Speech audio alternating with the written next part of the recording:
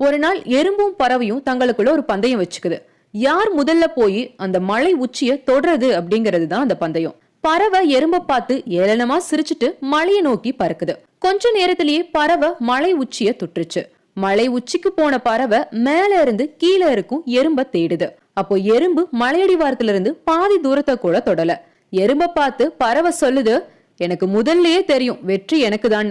பறவை கிட்ட ஒரு சின்ன எறும்பு போட்டி போடலாமா? எறும்ப பார்த்து கேலி செய்யுது பறவை.